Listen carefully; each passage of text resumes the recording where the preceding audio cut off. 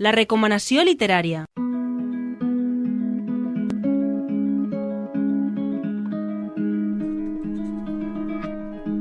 El agua es un elemento fundamental de nuestras vidas. Podemos decir que es imprescindible. De hecho, en algunos lugares es sinónimo de riqueza y prosperidad.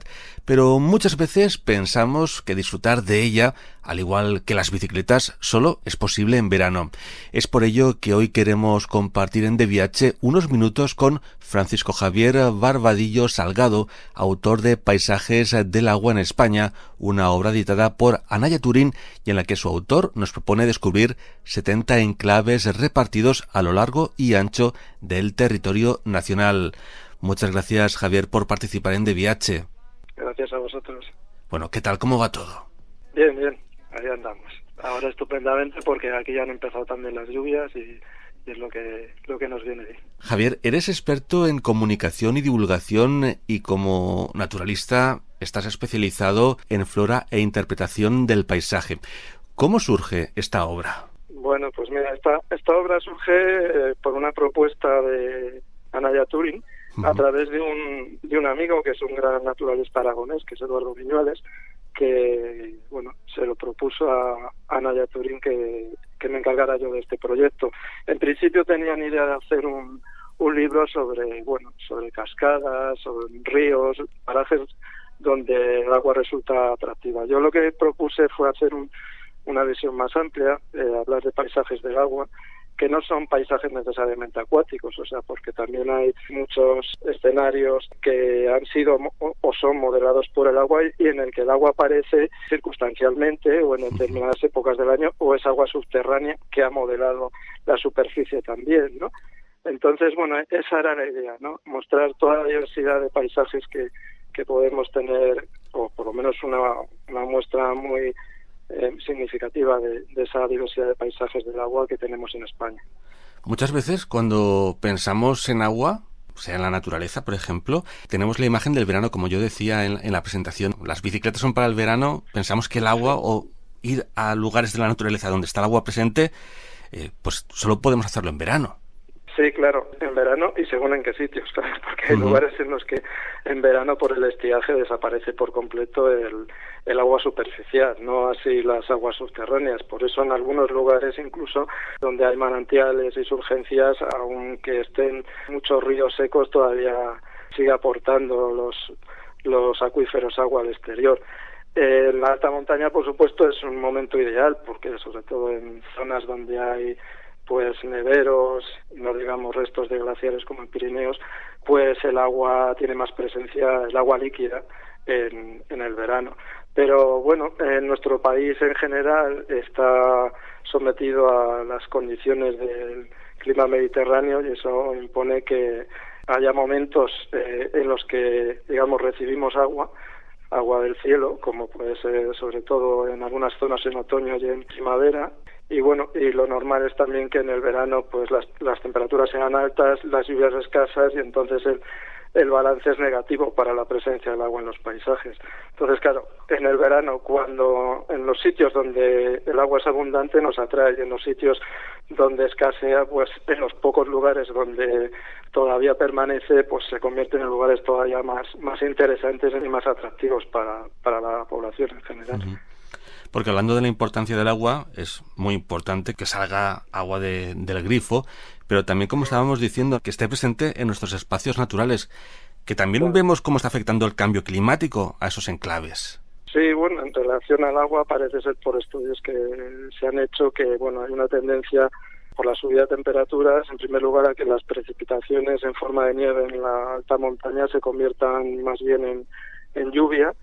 Y también hay una cierta tendencia a que la cantidad de lluvia caída en general sea menor, con lo cual, y eso unido a la subida de temperaturas, pues más o menos dibuja un escenario en el que dispondremos de menos agua de la que tenemos en la actualidad. Por eso va a ser más importante incluso que ahora mismo cuidar el agua. Uh-huh. Incluso, Javier, nosotros somos agua.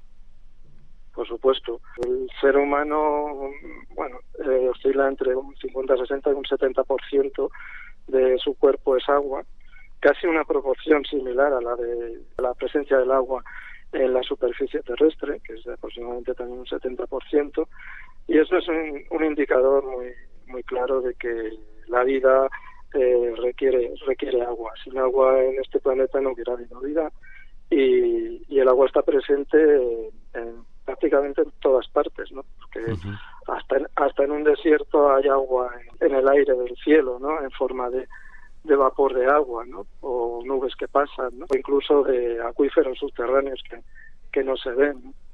Entonces, ya digo, el agua es fundamental y afortunadamente está muy presente en este planeta, pero claro, la calidad del agua también influye mucho en el tipo de vida que se puede manifestar en torno a ella. Porque también, como haces referencia, se manifiesta de muchas formas. El agua tiene muchas maneras de manifestarse, por supuesto. En el libro nos hemos centrado en agua, digamos, sobre todo en estado líquido, aunque sí que se hace una referencia a las extracciones de hielo de antiguamente, que se sacaba la nieve y se convertía en hielo en pozos de nieve para abastecer sobre todo a las ciudades hasta principios del siglo XX. Pero la mayor parte del libro trata del agua líquida y del agua líquida, y además, claro, aguas continentales. No tocamos el tema de las aguas marinas y oceánicas, sino que las aguas, iba a decir dulces, pero tampoco las aguas continentales son necesariamente dulces. Exacto. Porque hay también mucha diversidad. Hay aguas dulces, digamos, que serían las aguas que siempre tenemos en la cabeza, aguas de ríos cristalinos y aguas potables. Pero también hay aguas salobres que tienen ciertas cantidades variables de sales minerales, incluso aguas hipersalinas que tienen más salinidad que el propio mar, dentro de la superficie continental. Sí. Y bueno, ya en la introducción nos hablas de cuidar lo descuidado. ¿Nos lo puedes explicar? Sí, bueno, es que el agua, todos estamos de acuerdo en que es fundamental. Sin agua no podemos vivir, pero parece que de algún modo nos olvidamos de ello. En primer lugar, lo que comentabas, es muy importante tener en cuenta cada vez que abrimos un grifo que ese agua procede de un entorno natural en el que ha sido captada y tratada para llegar hasta nosotros, y que también de algún modo estamos obligados a ser respetuosos con ese uso y devolverle las mejores condiciones al medio natural, porque tiene que seguir propiciando la vida. En este sentido, por ejemplo, pues hay datos muy alarmantes, como que, por ejemplo, pues el 46%, que es casi la mitad de los ríos que circulan por más de una comunidad autónoma, no llevan agua en buen estado, o que pues más de un tercio de los acuíferos están contaminados, ¿no? Entonces, esto es ya muy importante en el presente, pero para el futuro va a ser determinante. Una reflexión que debemos de realizar, porque es lo que comentamos, mientras que abramos el grifo y salga agua, no pasa nada, pero hay que poner un poquito de nuestra parte para que todo fluya, nunca mejor dicho. Vamos a ver, los ciudadanos lo que podemos hacer es sencillamente pues eso, usarla con moderación y también pues tener en cuenta con qué mezclamos el agua, qué tipos de detergentes, qué tipo de sustancias los que sean lo menos contaminantes posibles, porque lo que es la captación del agua ya no depende de nosotros, depende de grandes infraestructuras hidráulicas que se han creado para ello, y que hay más de las que realmente ya pueden recibir el agua que nos cae, porque ya ahora mismo muchas veces los embalses, por más embalses que haya, no se llenan y posiblemente cada vez sea más difícil llenarlos. Entonces habrá que cuidar mucho el uso que hacemos del agua, tanto doméstica como también en las industrias, pues reciclando la que se utiliza y desarrollando sistemas de producción que requieran menos agua. Así es. Bueno, también en esta parte introductoria haces referencia a la toponimia del agua. La verdad es que es muy curioso. Sí, la toponimia del agua, los topónimos son los nombres de los lugares, y los nombres relacionados con el agua también se llaman hidronimia, y pues son nombres de lugares, nombres de pueblos, nombres de parajes, que de algún modo en sus componentes tienen una raíz o algún elemento que tiene que ver con el agua, ¿no? con el agua, pues en cualquiera de los idiomas que se hablan actualmente en la península ibérica, bueno, en España, o con el agua en relación a lenguas anteriores que han quedado, digamos, sobre todo de origen indoeuropeo, que han quedado raíces todavía en nuestro vocabulario, ¿no? Entonces, bueno, es interesante conocer esto porque a veces el nombre de un lugar nos está hablando de presencia de agua. No es un capítulo que haya podido desarrollar extensamente porque, claro, ya con 70 rutas no da para ampliar mucho más, pero sí que hago también guiño, ¿no? una lista de pueblos, por ejemplo, de España que en su nombre lleva una referencia al agua, ¿no? Que, bueno, también es curioso. Y también nos formulas una serie de preguntas así a modo de curiosidad que yo creo que la mayoría no acertaríamos la respuesta. Sí, bueno, está pensado precisamente porque hay una serie de tópicos y de leyendas urbanas que circulan por todos lados y que conviene aclarar, ¿no? Una de ellas es la típica de que, bueno, hay que limpiar los cauces de los ríos para evitar las inundaciones, cosa que es absolutamente falsa y contradictoria, porque precisamente lo que hay que hacer es respetar los cauces de los ríos, respetar su naturalidad al máximo y sobre todo su anchura, porque claro, los ríos tienen una dinámica en la que hay crecidas y siempre que haya crecidas van a intentar recuperar su territorio. Entonces ahí no se debería haber urbanizado como se ha urbanizado muchas veces, y el hecho de que existan zonas de cultivo, huertas, las crecidas no van a ser un desastre, sino que van a ser una aportación de nuevos materiales, de nutrientes, porque de hecho esas tierras de vega se han generado gracias precisamente a las crecidas que ha habido durante siglos y miles de años. Esa es digamos, una de las típicas, ¿no? Otra es lo de si, bueno, pues si por ejemplo hacen falta crear más embalses para retener agua y poderla almacenar y que no se pierda el agua, pues no hacen falta más embalses. Hay más de 1000 presas en España y la infraestructura hidráulica que tenemos de embalses es una de las más importantes del mundo. Estamos hablando de un país que, comparado con otros grandes países, es un país relativamente pequeño, ¿no? Pero la capacidad, digamos, de almacenamiento en superficie del agua a partir de embalses es tremenda. Ya no se puede hacer más, ¿ya? Sí. Javier, ¿por qué 70 paisajes? Bueno, los 70... El número. El libro está dentro, digamos, de una serie, o muy cercano, digamos, a su planteamiento, a una serie de libros que edita Nadia Turing, que son 101 rutas. Lo que pasa es que, claro, las 101 ya, en este caso, si se quiere, digamos, explicar algo en relación, aparte de lo que es el itinerario, algo en relación a lo que vemos en el paisaje que tenga que ver con el agua, con procesos del agua, tanto de ecología, procesos físico-químicos o geomorfológicos.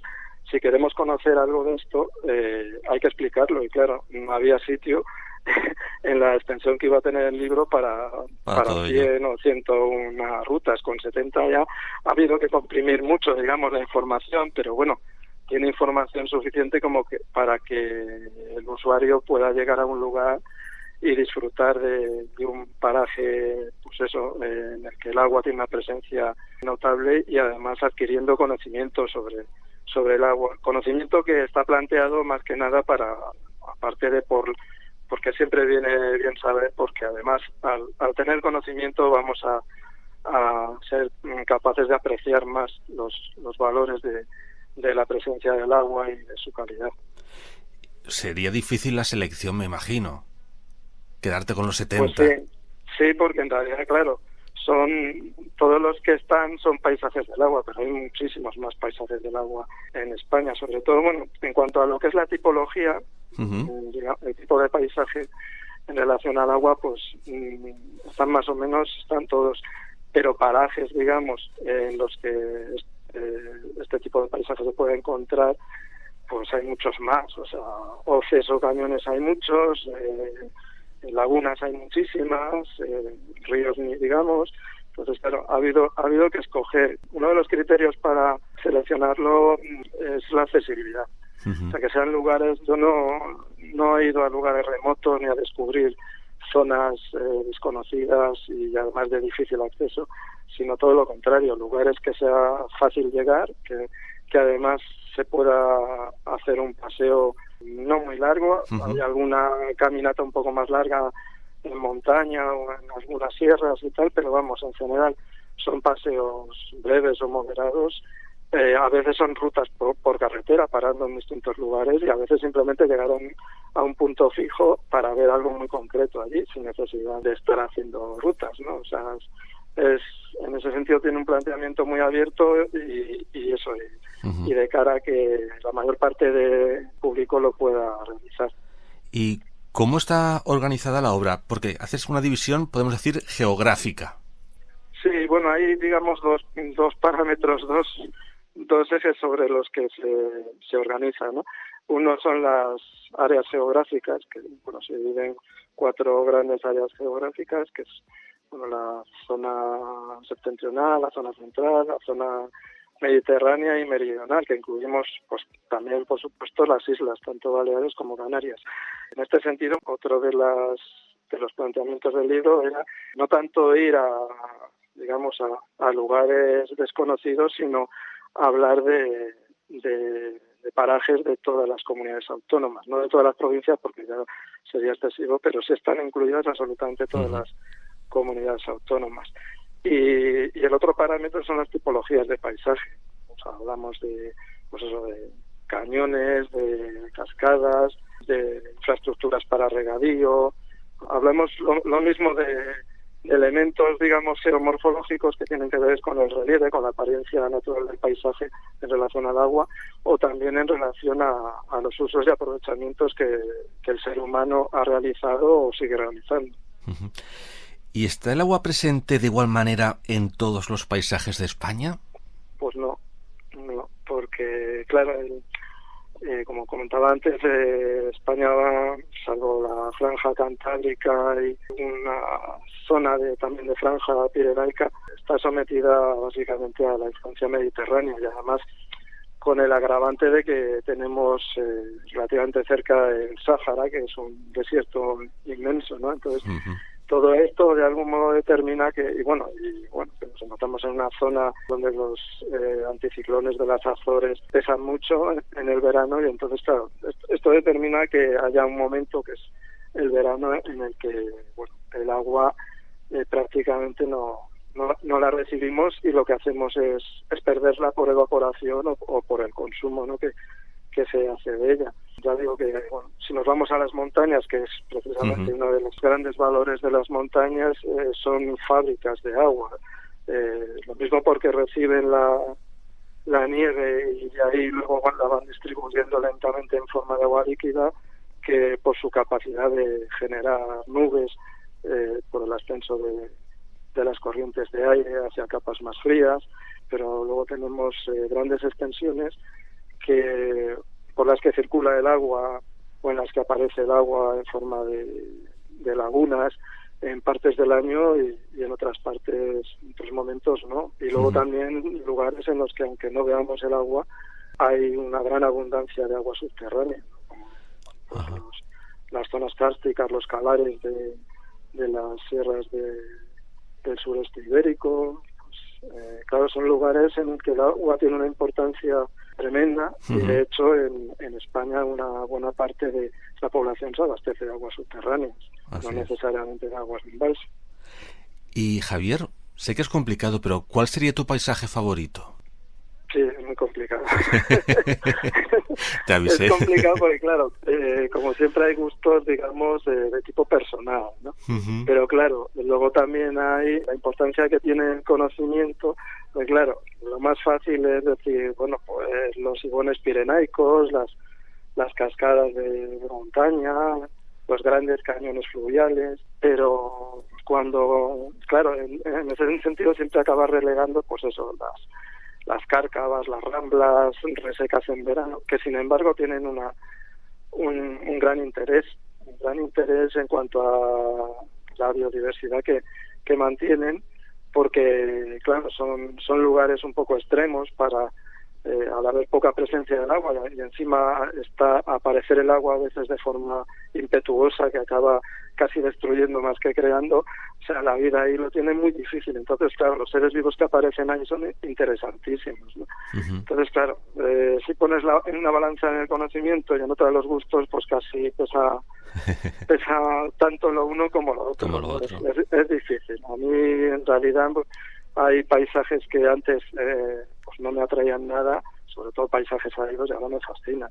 Entonces, es una cuestión, digamos, muy personal, ya digo, de conocimiento, y por eso el libro pues lo que nos muestra es una gran diversidad y nos aporta pues criterios para poder valorar lugares que incluso pues a veces nos han podido pasar un poco desapercibidos, ¿no? Y de la Comunitat Valenciana haces referencia a dos paisajes, el río Lucena y sus molinos, y les Coves de Sant Josep a la Vall d'Uixó. Sí, hombre, hay muchísimos más lugares, por supuesto.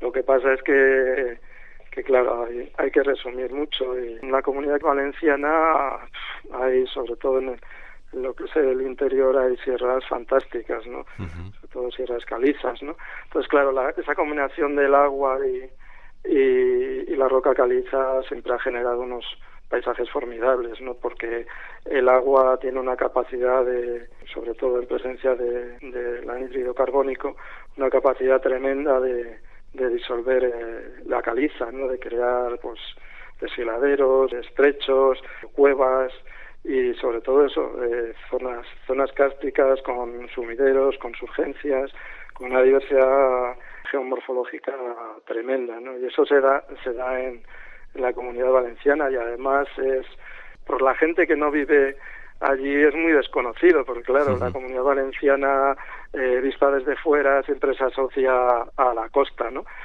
Y se olvida que hay parajes en el interior con una presencia del agua fantástica, ¿no? Entonces, bueno, nos hemos limitado a dos y, bueno, los dos tienen que ver, digamos, con esa relación entre el agua y la roca caliza, ¿no? La zona del río Lucena es un valle, vamos, una serranía ya del final de la parte más septentrional, digamos, del sistema ibérico, en esta parte levantina de la península, y bueno, está completamente utilizada el agua desde hace siglos. Hay una presencia muy importante de molinos, que es también otra de las cosas que hablamos en el libro, ¿no? De las infraestructuras hidráulicas, no solo de las actuales, sino de las que nos vienen desde la antigüedad, de las tradicionales, ¿no? Que tienen un uso muy respetuoso del agua, como es en este caso en el río Lucena.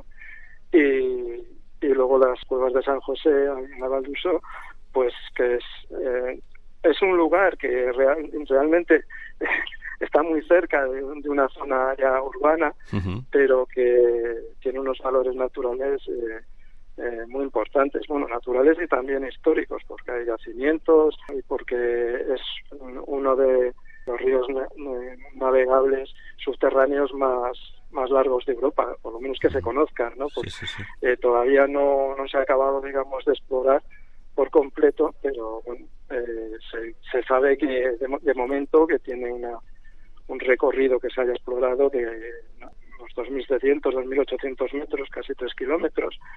Solo se recorre casi la tercera parte de ello en lo que es una visita habitual, pero vamos, es un lugar único en ese sentido, porque en ningún otro lugar de España se puede hacer, digamos, ese paseo acuático y subterráneo, ¿no? Es un lugar mágico. Sí, por supuesto, aparte de que también tiene sus galerías impresionantes, ¿no? Sin necesidad del agua, pero claro, con la presencia del agua ya es más vistoso, fantástico, ¿no? Mágico. Sí. Pues Javier, no nos queda mucho más tiempo. Nosotros lo que queremos hacer es recomendar a todas las personas que escuchan cada semana de Viaje que den un vistazo a paisajes del agua en España, porque van a descubrir lugares fascinantes y, por ejemplo, en mi caso, desconocía todo lo que podemos hacer en el río Lucena y va a ser una de las excursiones próximas a realizar. Muy bien, pues yo también animo a todos a que se acerquen a estos lugares y bueno, que los disfruten a la vez que lo aprovechen para conocerlos mejor. Y que los cuidemos también, que es importante. Por supuesto, porque ya digo, es importante cuidar del agua ahora, pero en un futuro muy próximo va a serlo todavía más. Francisco Javier Barbadillo Salgado, muchísimas gracias por habernos acompañado hoy en DVH y por habernos permitido disfrutar de estos paisajes del agua en España. Pues muchísimas gracias a vosotros y nada, hasta cuando queráis. Hasta una próxima ocasión. Muy bien, un abrazo.